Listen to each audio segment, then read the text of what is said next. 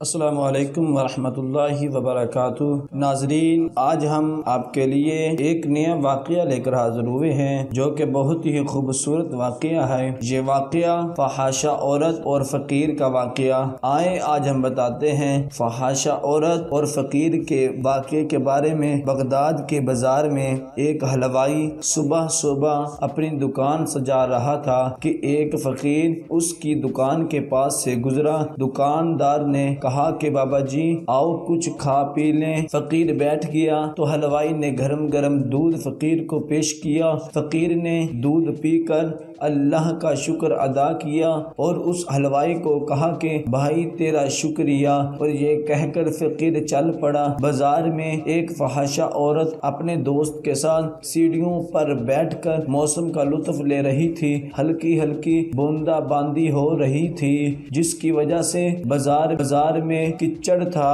فقیر اپنی موج میں بازار سے گزر رہا تھا کہ فقیر کے چلنے سے ایک چھینٹا اڑا اور فحاشہ عورت کے لباس پر گر گیا۔ جب یہ منظر فحاشہ عورت کے دوستوں نے دیکھا تو اسے بہت غصہ آیا۔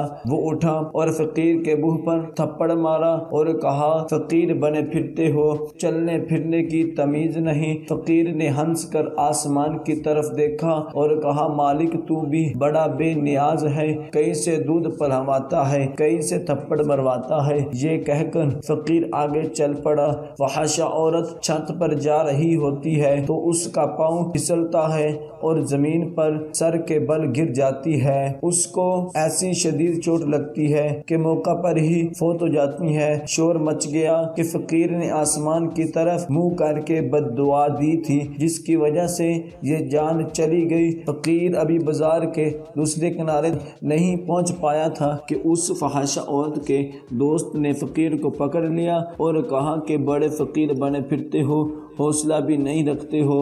فقیر نے کہا کیا ہوا؟ اس نے کہا کہ تم نے بد دعا دی اور عورت کی جان چلی گئی۔ فقیر نے کہا کہ واللہ میں نے تو کوئی بد دعا نہیں دی۔ تو اس شخص نے کہا کہ نہیں تیری ہی بد دعا کا کیا دھرا ہے۔ جب اس نے ضد کی تو فقیر نے کہا کہ اصل بات پوچھتے ہو تو میں بتاتا ہوں کہ میں نے کوئی بد دعا نہیں کی، یہ یاروں کی لڑائی ہے۔ لوگوں نے کہا وہ کیسے؟ فقیر نے کہا جب میں گزر رہا تھا اور میرے پاؤں سے چھینٹا اڑا اور اس عورت کے لباس میں پڑا اور تو اس کے یار کو غصہ آیا، اس نے مجھے مارا تو پھر میرے یار کو بھی غصہ آ گیا۔ صدق اللہ العظیم۔